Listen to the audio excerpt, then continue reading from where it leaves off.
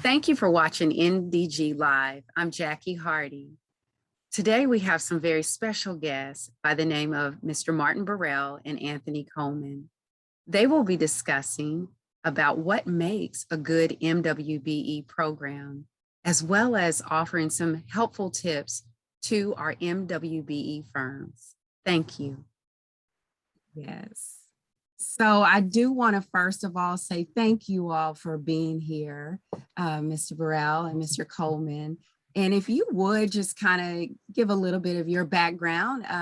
I know reason we did ask you to be a part of this video is because specifically your background with working in the private and public sector with MWBE firms, contractors, as well as with cities and companies, and helping them establish a strong MWBE program. So whoever wants to kind of go first, if you would kind of just share a little bit of your background. Yeah, I started off, back at TDA. TDA stands for the Texas Department of Agriculture. I started with Jim Hightower. I ran the whole, what was called the Dallas district. Okay. There were 12 administrators, and I was one of those administrators that headed up the Department of Agriculture. And it's kind of funny because that's when I got into the MBE's effort. Jim Hightower, who's Commissioner of Agriculture at the time, had an initiative to do business with Black farmers and to showcase Black farmers, but also do business with minority firms. And we had inspectors who drove cars, and those cars were independently had to be maintained. And so it was my job to find minority gas stations owners, minority mechanics, and stuff like that, so we could do business. And then when we started we used to be responsible for the food and fiber pavilion at the state fair. And we had a contract for temporary workers. And when this was, after all these years, this is the first time when I was there that we were able to hire a minority firm to handle all of the temporary workers. So that's how I got started, making sure the women in minority firms were involved. And from that, I went over to Garland and became the housing director and was responsible for the UDAG program, which stands for Urban Development Action Grant, and for the Community Development Block Grant program, was called the CDBG. And we were responsible for repairing houses, streets, and roads. Sure. At that time in Ennis, Texas, many Ennis, I said Garland, because I went to Garland also. But in Ennis at the time, they still had gravel roads and open sewers. Wow! Wow! Yeah. So my job was to change all of that, and we used minority contractors. My focus was to find minority contractors who could do construction, who can do plumbing. And so we utilized quite a few minority contractors. But my real foray into this effort came when I went to DART, and we started the DART Minority Business Program. We were building a light rail system, $1 billion system, which operates right now, largest light rail system in the country. And our job was to make sure the women in minority businesses got contracts to do some of the work. And we were responsible for 30% of that going to African Americans, Hispanic, and other minority businesses. And along the way, we started. Meaning Sandra Davis and some of the early persons. She worked in Fort Worth, and we started. We helped start the North Central Texas Council of Government Certification Agency. To ensure that minority and women businesses had one place where they could get certification. And then I moved on to the American Airlines Center and made sure that as we did the American Airlines Center, that women and minority firms were utilized properly there. You've worked in a lot of industries and disciplines for sure. Yeah, and focus was always on how do we take these public dollars and make sure that they're being distributed equally. That's right. And people who've been left out of the system could be in the system to make sure those dollars were utilized properly. Thank you for that. And Mr. Coleman, if you want to kind of share a little bit of your background, I know. Sure, thank you. My background really started with the city of Dallas, and we were the benefactors of some of the things around. I was just listening to Martin, and Martin put in place, particularly North Central Texas Regional Certification Agency, I managed the minority business program with the city of Dallas. And at the time that we got started, this was back in the 80s, it was called the Good Faith Effort Program, which means that, what is that? I mean, you really don't have a whole lot of teeth, as it relates to assuring that minorities have a fair opportunity to participate in the procurement process. But was with the city of Dallas for 25 years. Helped put that program together. That was under, I think back now, Richard Knight, who was the first Black city manager for the city of Dallas, was the assistant city manager then, and he was kind of over the minority business program. So I had a little leverage, and which I'm going to talk about a little later in one of the other questions that came up, because you have to have the support of upper management if these programs are going to be effective. Amen. So left the city and went to Irving, and Mr. Burrell was a part of that process as well. We put together a program from the ground in the city of Irving, left Irving, and we went to the North Texas Tollway Authority, which was quite an experience, because that was kind of like the last frontier as it relates to minority business, because I had a whole lot of people giving me excuses as to why we couldn't include minority women business enterprises in the industry that, heavy highway industry, you didn't have a lot of availability. So we had to be creative as to how we approach that, and we're able to do so over a certain period of time. But that was my background. Yeah. And you kind of are touching on that too, Mr. Coleman. And if both of you guys, I'd love to get your input on this, is what are some of the fundamental principles of making a good MWBE program? Because you both have worked in a plethora of arenas. I know that you have a wealth of knowledge, and I appreciate you kind of sharing that with our listeners.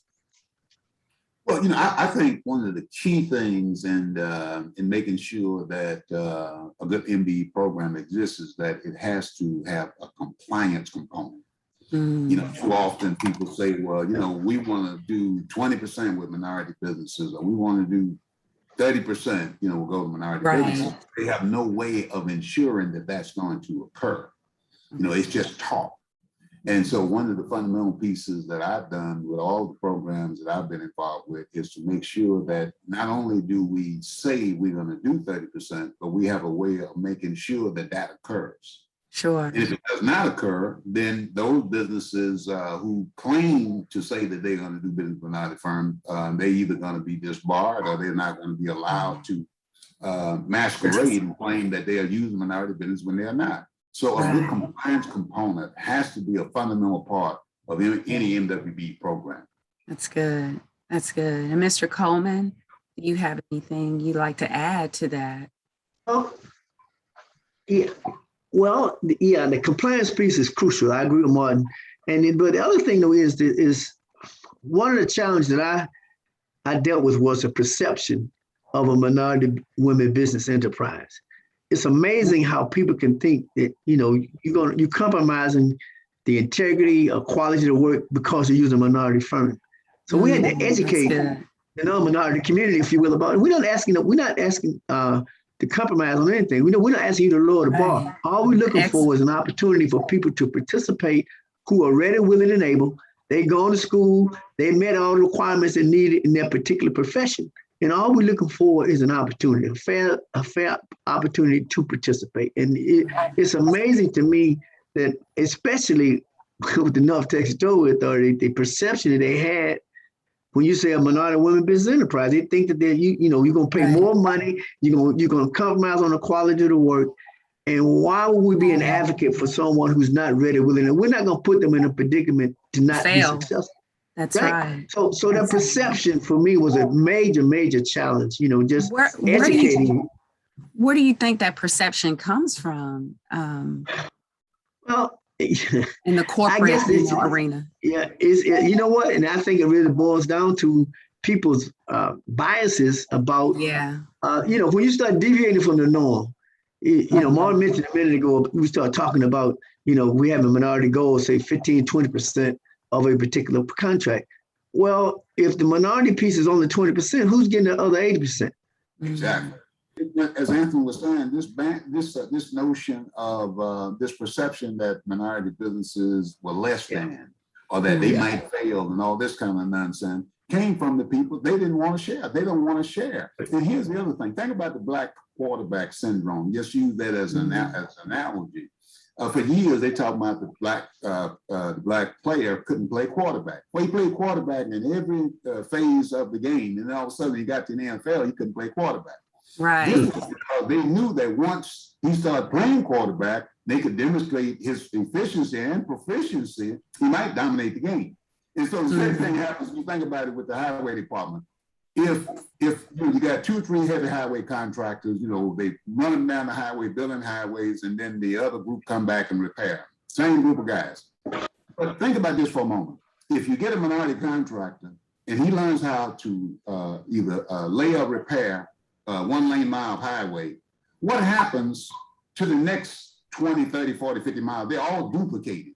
So once you actually are able to produce 1 lane mile, then it's just a duplication from then on. You can travel up and down the highways and you're going to see the same thing mile after mile after mile. Right. If I learn how to do the first mile and do that successfully, then I can duplicate that for the rest of the miles. And so the danger is that if you give me the right to be able to accomplish that first mile, guess what? I'm going to be a competitor to you from now on. And this is where these perceptions, sometimes the reality is that, like Anthony said, they don't want to share. So it's a perception that we're going to fail. And I always told, when I was at DART, I said, look, if they offer the contract to a minority firm, they say, well, we might not want to give it to him because he might fail. So, well, we'd like to use him, but we don't have a lot of history on him. So we're not going to give him the contract because he might fail. Well, guess what?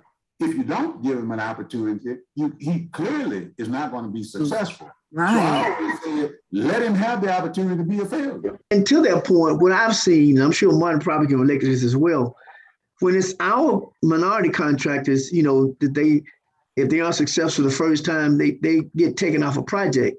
On the flip side of that, if it's someone else, that's on the job training. So it's just a perception that oftentimes people have as to why minority companies don't have an opportunity to start to develop that skill set, that allow them to be able to be successful. And think about this for a moment. When Anthony mentioned about this, never allowed the opportunity to have the perception to be able to move forward. What happens is that in many cases, these contractors are going to be successful, but if you don't ever give them the shot, they're never are going to be have that opportunity. And what we always try to do is say, look, you're going to have the opportunity. And that's what these programs are designed for, so that we can ensure that ideally we want them to be prime contractors. But in the absence of being successful in winning the prime contract, they at least will have the opportunity to work as a sub-consultant. And so that's what the GOALS program is about. The goal is at least 35% of this should go to women and minority firms. But our program was designed so that the minority firm could be a prime contractor. These are not subcontracting programs. These are prime contracting programs. In the absence of a minority firm winning the prime contract, then at least he work as a sub-consultant. And this is where the problem is coming. Like Anthony said, if you got 80%, if you got minority contract get 20%, where the other 80% were going. The other perception is, they used to pit small contractors against each other. Hispanics against African Americans against women, and all this other nonsense. What we always said was that, hey, if African American contractors are getting 15% and Hispanic contractors are getting 10%, then if Hispanic contractors wanted to increase those dollars, where does that other 5% come from, so that they could feel the sense of equality to other minority firms? Sure. The idea was to let the African Americans and the Hispanics fight each other over the little over 25%. Exactly. The larger contractors, the larger contractors, the annual contractors have the other 75 running away with it. We changed that perception at DART. We eliminated that concept of us fighting over the 25%. We're saying we're fighting for the whole 100%. And African American, Hispanic, and other Asian and other minority businesses are not competing against each other. They're competing for the whole pot. And that's why you have success, I think, a little bit more success, because many of these groups, whether it be the Black Contract Association, the Hispanic Contract Association, the Asian Contract Association, they're all working together collectively. That's it. A Because coalition. they're fighting for the whole pie, not for that little piece that's been carved out, claiming that that's the minority piece. The whole pie is supposed to be under consideration for minority firms. Sure. That's a very interesting point, because there's strength in numbers as well when you collaborate together like that. Yeah. And kind of stepping into, speaking about some of the perceptions and some of the things that hinder or has certainly caused that pie not being a fair distribution among MWBEs. Can you kind of share some of the programs that you've seen up close and personal that seem to at least get that, whether it's with building relationships, they are certainly looking at training and giving MWBs opportunities. Can you maybe speak to some of those companies or even cities that you've worked with that you would say, this is kind of the gold standard, if you will, that you want to try to aspire to try to obtain? Well, if I could address that, one of the things that we did at NTTA was develop a program. It's a mentor protege program, but the acronym is ROAD, R-O-A-D. It's Relationship and Opportunities, Advancing Diversity. Then the relationship piece is crucial because I think I've been in situations where if you're in the right relationship where, say, bonding may have been a barrier or insurance may have been a barrier, if you're in the right relationship with the prime, then that goes away because they're saying, you know what, they're on our team, you can come under my umbrella. The relationship piece is crucial. Well, so why, but a prime is not going to create that type of environment without an incentive. Okay. Right. And I mean, they're just not going to do it again. It gets back to just sharing of the pie again, Right. And really, if you think about it, I wouldn't give up the pie either if I didn't have to. so what I'm saying, you create. That's just the nature of the beast, right? That's the nature of the beast, isn't it? Right. I mean, that's just reality. So, but when you talk about public dollars, right, and we're talking about taxpayers' funds, that's right. Then you don't have that choice. Right. I mean, I'm just saying you shouldn't have that choice. Exactly. And so what we created a win-win situation where we partnered primes with subs and where they were proficient in a particular area that prime would, as a part of a normal business opportunity, I mean, they would sub it out anyway. And so it's not something they would self-perform. So now we create an environment where there's a win-win for both parties involved. The prime get to work with the sub who is providing a service that they normally is a part of a normal business operation. When they're not, they always say, well, you forced me to give up a port. No, we're not giving up in. You were subbing it out anyway, right? So again, if you create those types of environments, where it's a win-win, and it's not about, it's about doing the right thing for the right reason where everybody benefits. Exactly. Yeah. Well, and like Anthony said, one of the things that, we did at DART was when I first got there, because, the lifeblood of contracting is the ability to be able to have the resources in order to be able to be a good, solid contractor. And so a lot of times what would happen is that, you get a minority firm, they don't have access to some of the capital that some of the larger firms have. They, the ability to borrow money and to be able to use money so that they could facilitate the award of a contract. So in many instances, public agencies for some of the larger contractors always gave mobilization money to mobilize so you can get them going. And one of the things I did when I was at the DART program, we made sure that if DART gave mobilization money to the prime contractor, he or she had to pass that on to the minority subs. And so you can't simply get thousands of dollars of mobilization money, and then the subconsultant who's supposed to start with you, he can't get none of he or she can't get none of that mobilization money. The other thing we did was ensure that and after in the course of a contract, there's money retained. Just in case something is wrong, or you have to make sure that whatever systems you put in are gonna hold up. So they had retainage. One of the things that the prime contractors insisted on was trying to get their retained dollars from the owner. Sometimes they retain 10%. Well, they were doing the same thing for minority sub. They retained the minority sub money, and that's pretty much what the profit was, and within that 10%. Wow.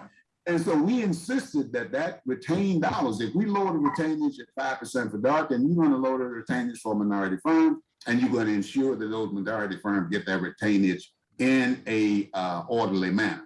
That is not going to be retained for a year or beyond. That those retained dollars, when we release your retainage, you release that to minority firms. So that helped, level the playing field a little, because those dollars are very, very key. And that's one of the things that we tried to do. So when you asked the question about who had some of the better programs, I thought the DART program, I thought when Anthony was running the NTTA program, it really comes down to who the administrator is and who's in charge. Like he mentioned Richard Knight.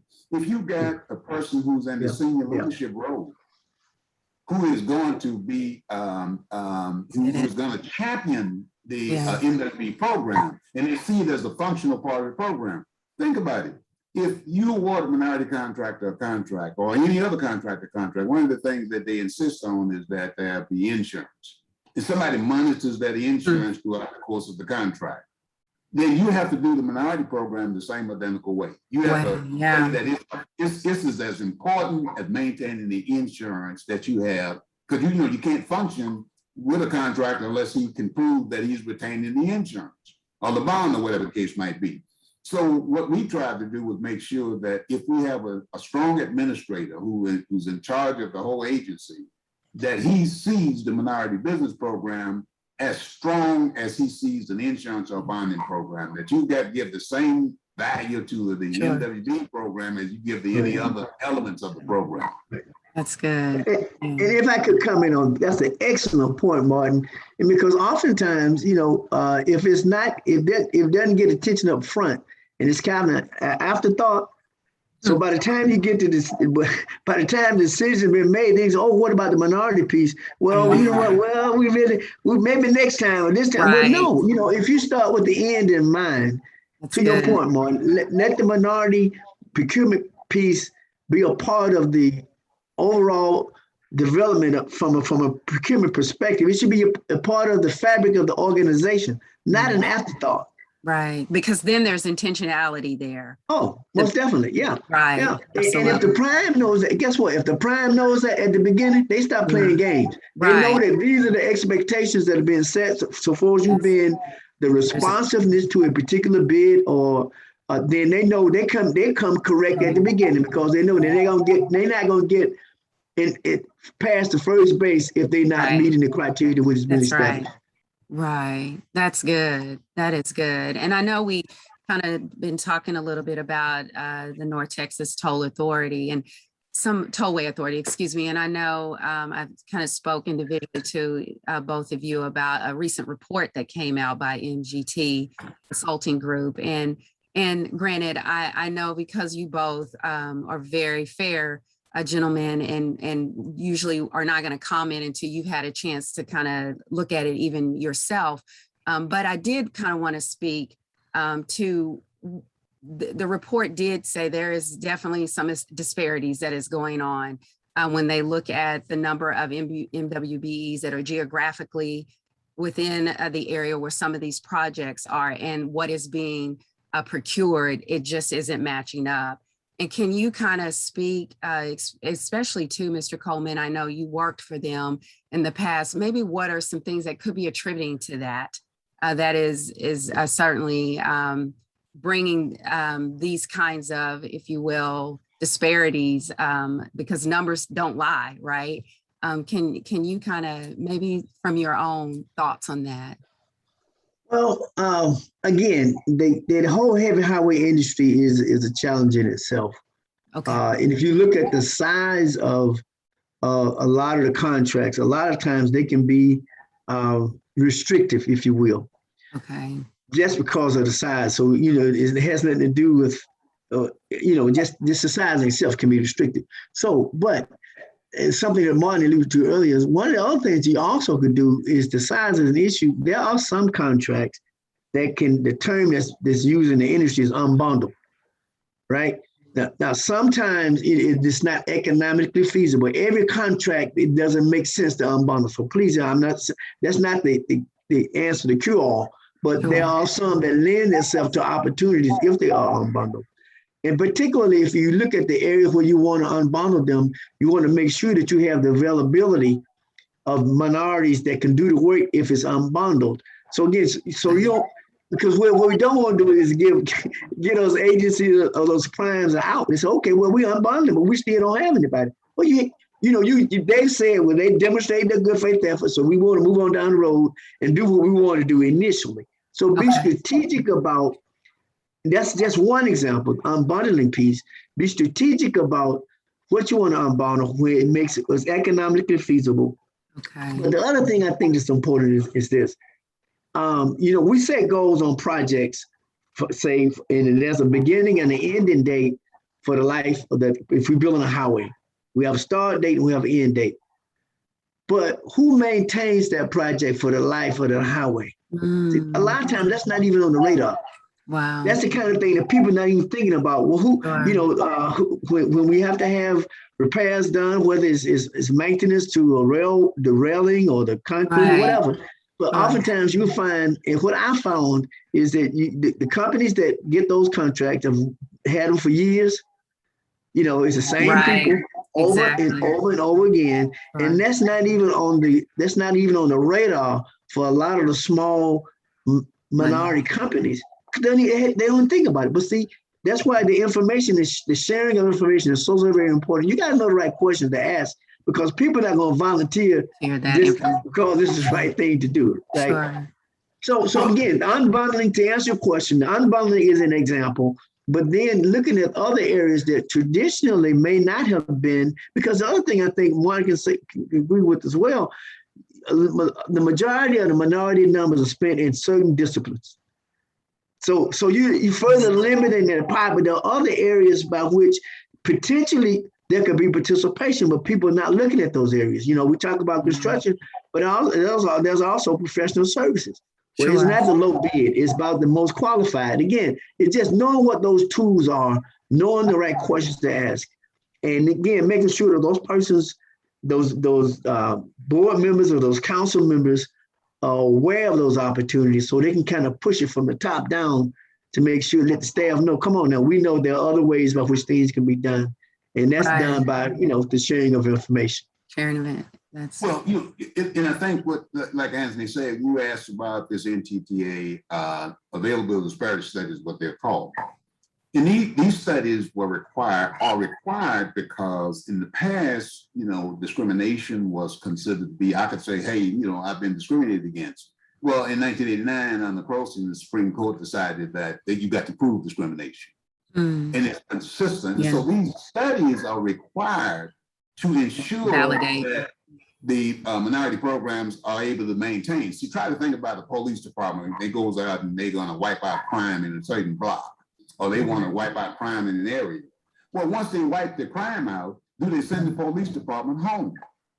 Because no, they don't. Because the crime will come right back. So the police department is there to sustain the results of what they have done. We've eliminated crime, and now we have a backup force to sustain.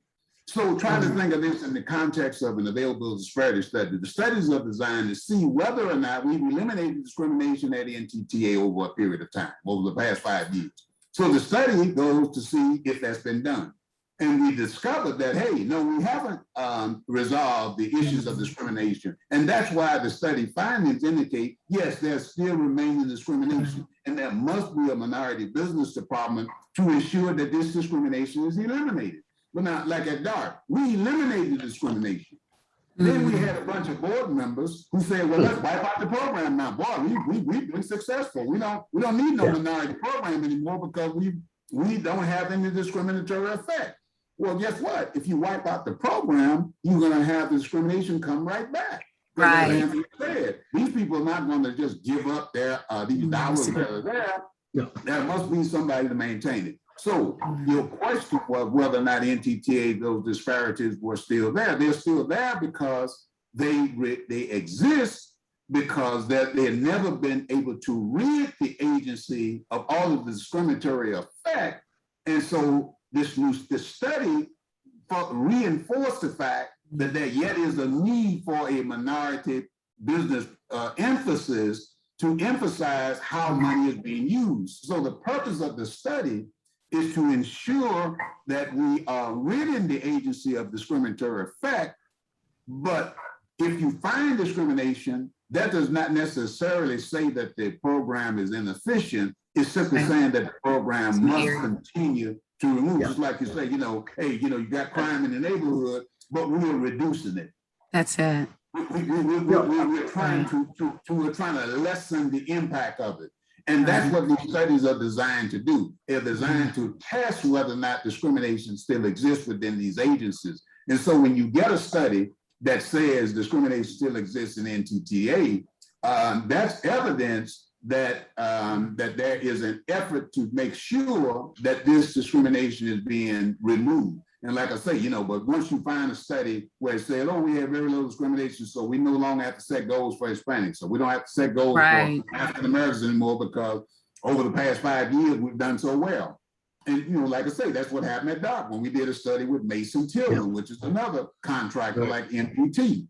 They discovered that we had less discrimination. Well, that's even more the reason why you got to sustain the program, so you can continue this. And then if you perpetually, let's assume that we perpetually eliminate crime, then you could rid yourself of the police department. But until you remove the crime, you still have to maintain the police department. That's right. Those two analogies together. And that's what the study showed. It showed that discrimination still exists in NTTA, but now when the next study comes out, we want to see that discrimination has either been removed or lessened. Right. Very good point. And if I add a little context to that, in 2008, the diversity participation for NTTA was like 17.1% of the overall total agency spend. I think in that year, that particular year was like $500 million. If you fast forward to 2018, that number was 40% of the total agency spend and of about 300 million. Now, and then the study comes out and it says that there's still disparity. Well, but for the department, you know what I'm saying? Those numbers, improvement has been made in the overall attainment numbers, and there's still a disparity. So can you imagine what that disparity would be if the program was not in place? There, exactly. So I agree with Martin wholeheartedly. And from a legal perspective, because there are people that don't want minority business programs, but that study is substantiating the need for a program to be in place as we go forward. Right, absolutely. And think about this historically. If you look at how many minority businesses have not been utilized from the inception of the agency, if you had 10 straight years of successful minority participation, you still need to 50 or 60 more years in order to catch up. Past discrimination. Right. So having success for a short period of time is great. Yeah. But if you look at it in totality, right. It's like, if my grandmother, when she was, she died at, in her 90s. And when she passed away, maybe she had 20,000 cash dollars somewhere. And people say, well, why would she have 20,000 cash dollars? Well, because she was afraid to put her money in the bank so it could grow and get stronger. So while the money might look good at that instance, imagine what could have happened if she had the right to put her money in the bank and let it be invested. She would be equal to some of the other folk around her. Exactly. So we're talking about how the past shapes the future. And what we have to do is understand that if we have success with minority firms achieving significant in these public agencies, just imagine the bad old days when they were getting zero.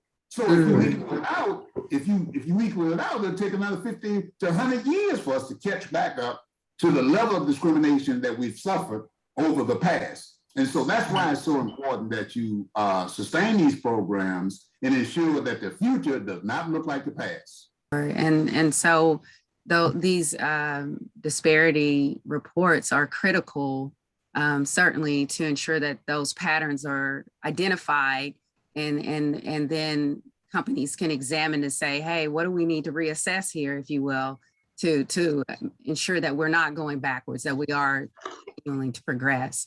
Yeah, because it can have, I know devastating impact, not just even within WBEs, but I think it's the economy as a whole, quite honestly. Yeah, and so thank you for that, because that's some excellent points.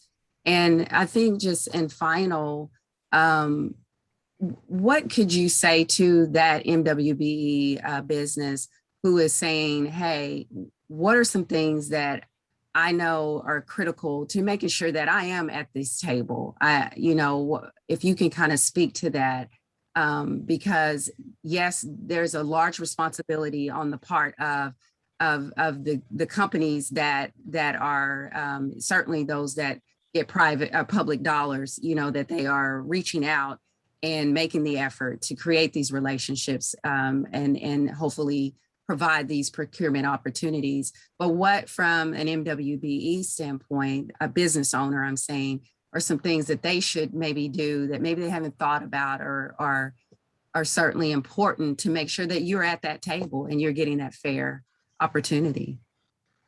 Okay, $50,000 and below is considered as an informal bid. Okay. Right now, which means that the number of persons that are responding to that particular solicitation is not as large. It's not everybody within that particular discipline. You can have a certain number, a smaller number of persons to participate. Well, you as a as a minority company, you need to know that. So you need to know, for example, because it's a public entity, depending upon what your particular area of interest is, that you can ask for an open records request. I'm sure you can relate to this. You can do an open records request to find out who the successful awardee was on this previous contract. And it's about having access to information. Okay. The other thing that I think that's important is to know, you can't be everything to everybody. Decide what you want to do, and get to know the buyers who's over that particular commodity. Because sometimes they have emergency situations that come up, but guess what? If it's an emergency, they can call one person, depending on what the dollar amount is. You just need to make sure that buyer knows who you are, and that when those opportunities present themselves. So we're talking about relationships. Right. So, and the other thing, the last thing I'll let Martin speak. The last thing is, if you bid and are not successful, ask for a debrief. Right? Don't go away, because people see. So if you ask for a debrief, then somebody needs to sit down from a table from you and explain to you why you were not successful. And again, human nature, those buyers are gonna know, you know what? We better shoot straight, because if this person don't bid again and not successful, we're gonna be at this table again. So I'm saying, be persistent, to know your market, know what's available to you relative to in your particular area, what's an emergency, what's an informal bid. Become knowledgeable about your area. You become an expert in the area that you want to participate in. Very good. And I'm like Anthony, I'm in agreement with everything he said. What I would add is that we always try to tell small businesses that you should know the public agencies' budgets. And what that means is this is right now, if the DISD, and you should also be a news, you should be a business news, person. Right. So if in fact the researching. DISD, that's right, think about it. If the DISD, when the DISD got ready to do this last bond program, it didn't start with the fact that the voters voted for it. It started with them announcing that they were going to have a bond program 2-3 years earlier. So that's when minority businesses should be involved. They should be thinking, okay, if the DISD is announcing that they are going to have $1 billion bond program, then I'm going to start now making sure that I understand how did they come up with this? How did they come up with that number? Think about it for a moment. They said DISD said we have $1 billion bond program. Where did the number come from?